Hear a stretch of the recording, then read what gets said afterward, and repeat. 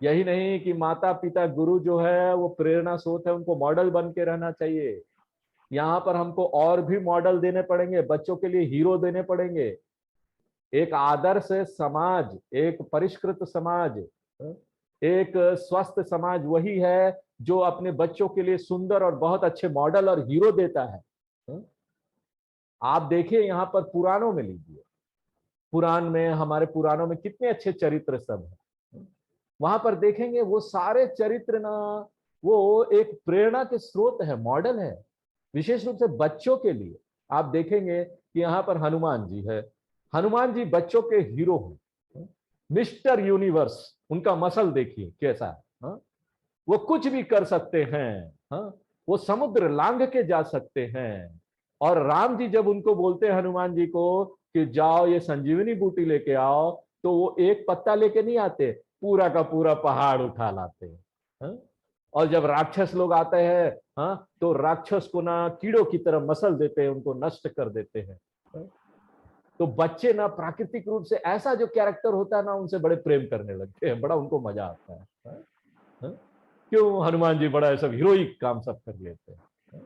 तो कहानी के माध्यम से यहाँ पर बच्चों को महत्वपूर्ण शिक्षा दी जा रही है, बहुत महत्वपूर्ण मूल्य उनके मन में इन कहानियों के माध्यम से डाला जा रहा है। यहाँ पर देखिए हनुमान जी जाते हैं सीता जी की खोज में, और वो जाते हैं रावण के महल में। और वहां पर जहां रानियां रहती थी वो अलग जगह था, वहां कोई नहीं जाता था। लेकिन उनको तो सीता जी को खोजना था, क्या करे, मजबूरी में बेचारे क्या करे। उनको बड़ी खराब लग रहा था कि उनको रानियों के महल में जाना पड़ रहा है। और उनके मन मन उनकी हीन भावना आ रही थी कि उन्होंने बहुत बड़ा पाप कर दिया है। हाँ? रानियों के लेडीज वाली जगह में चला गए वो, पता नहीं वो किस तरह से सो रहे होंगे, लेटे हुए होंगे। हाँ? तो देखिए हनुमान जी, बहुत गलती उनके मन में, बड़ा हीन भावना आता है। उनको लगता है ना कि भाई मुझे ऐसा नहीं करना चाहिए था, बड़ी हीन भावना आती है। मन ही मन वो बोलते हैं। उसके बाद ना धीरे धीरे वो अपने आप को ना समझाते हैं, अपने मन को, कि हम क्या करेंगे, हमको तो यहाँ सीता जी को खोजना है, सीता जी एक महिला है, तो हम थोड़ी ना उसको जाके घड़े के दुकान में ढूंढेंगे, हमको तो वहीं जाना पड़ेगा जहां महिला रहती है। हा? अगर आप यहाँ पर गाय ढूंढ रहे हैं तो जहां गाय होती है वहां तो वहीं जाना पड़ेगा ना गाय को ढूंढने के लिए। इसलिए हमने कोई गलती नहीं की, अपने मन को समझाते हैं। हम देखिए यहाँ पर तो सब जगह गए, हाँ? और रानियों के महल में गए तो भी मेरा मन उस समय कहाँ था, सीता जी की तरफ केंद्रित था। मैं दूसरे महिलाओं की तरफ देख भी नहीं रहा था। हाँ? यहाँ पर सीता जी को तो मैं जगत माता मानता हूँ, तो मैं कैसे महिलाओं के लिए ऐसा भाव रख सकता हूँ। मेरा मन कभी प्रदूषित नहीं था, इसलिए मुझे यहाँ पर हीन भावना नहीं आनी चाहिए। हाँ? तो हनुमान जी का मन ये दिखाते हुए इसके माध्यम से अप्रत्यक्ष रूप से हम बच्चों को क्या शिक्षा दे रहे हैं कि हमारी एक जो पुरुष वाली भावना है ना, एक महिला के प्रति कैसी होनी चाहिए। हाँ? मातृवत पर दारांश पर द्रव्यानि लोष्टवत। हमारी संस्कृति बोलती है कि यहाँ पर जितनी भी महिलाएं हैं ना, हमारी बहन और पत्नी को छोड़कर उन सबको हमको माता की तरह देखना चाहिए। और पूरी जगह खोजने के बाद जब हनुमान जी सीता जी को नहीं ढूंढ पाते हैं, तो पता है वो क्या करते हैं, वो बोलते हैं मन ही मन, हमने यहाँ पर सब कुछ कर लिया। हा? लेकिन अब हमको समझ में आया कि हमने गलती कहाँ की, हमको सीता जी क्यों नहीं मिल रहे। हा? वो बोलते हैं कि मैं बड़ा आत्मविश्वासी हो गया था, ओवर कॉन्फिडेंट हो गया था, और मैंने ये सोचा कि मैं अपने आप इस काम को कर सकता हूँ। और हाँ, मैंने कभी भी भगवान का सहारा नहीं लिया, उनसे शक्ति नहीं मांगी, उनको याद नहीं किया। हाँ?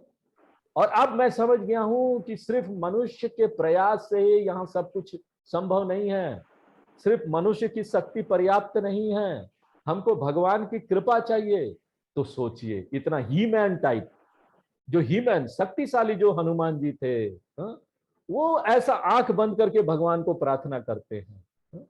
और क्या बोलते हैं, नमोस्तु रामाय स लक्ष्मणाय देवय च तस्य जनकात्मजाये नमोस्तु रुद्रेन्द्रिय मानिलेभ्य नमोस्तु चंद्रार्क मरुत गणेभ्य।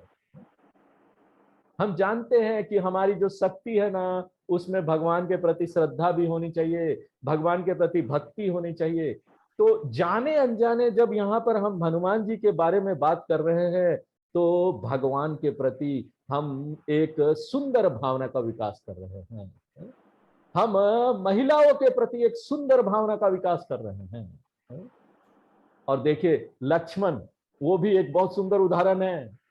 देखिए वो कितने ही शक्तिशाली व्यक्ति है लक्ष्मण, लेकिन बेचैन बहुत रहते हैं, तुरंत गुस्सा हो जाते हैं। क्यों? आदिशेष के अवतार है ना, आदिशेष नाग सांप की तरफ फुफकारते हैं, बहुत शक्तिशाली है। और जब सुग्रीव लक्ष्मण जी को गहने दिखाते हैं, राम जी का बोलते हैं कि ये देखिए सीता जी के ये गहने हैं, आप इसमें से पहचानिए ये सीता जी के हैं या किसी और के हैं, लक्ष्मण जी को। तो लक्ष्मण जी क्या बोलते हैं? नाहम जानामि केयूरे नाहम जानामि कंकणे नूपुरे त्वपि जानामि नित्यम पदाभिवंदना।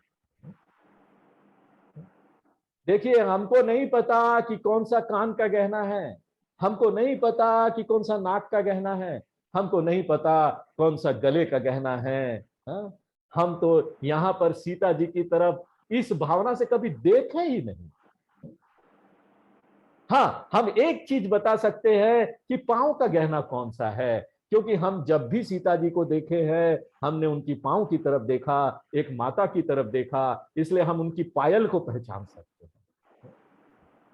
तो आप देखेंगे ना हमारी पुराणों में यहाँ पर शक्तिशाली लोग हैं, वो विद्वान पढ़े लिखे लोग हैं, बहुत शक्तिशाली लोग हैं, लेकिन उनकी भक्ति है, एक स्वस्थकर भावना है। किसके प्रति? पैसे के प्रति, धन के प्रति, गुरु के प्रति, दूसरे लोगों के प्रति, महिलाओं के प्रति। तो इस तरीके से ना हम यहाँ पर एक आदर्श मॉडल प्रस्तुत करते हैं। और अगर हमारे समाज में इस तरह के मॉडल नहीं है तो हम समझ सकते हैं कि किस तरह का हिंसात्मक व्यक्तियों को बच्चे अपना हीरो हीरो बना देते हैं। यहाँ पर हर तरह के हिंसात्मक लोग हैं, टीवी में, इंटरनेट में हर तरह की हिंसात्मक चीजें आती है। बच्चे आजकल वीडियो गेम्स खेलते हैं, उसमें सब हिंसा की बातें हैं, वो उसको मार रहा, उसको मार रहा है, और उसमें कोई सिखाने वाली बात कुछ नहीं है। बच्चों का मन कैसा हो रहा है आप सोच सकते हैं। बच्चों के मन में वो अस्वस्थकर भावनाएं सब डल रही है। इसलिए कृष्ण भगवान यहाँ जोर देते हैं कि हमारे जो बड़े लोग हैं ना वो जिम्मेदार हैं, हमारी जो अगली पीढ़ी आने वाली है वो कैसी होगी उसके लिए।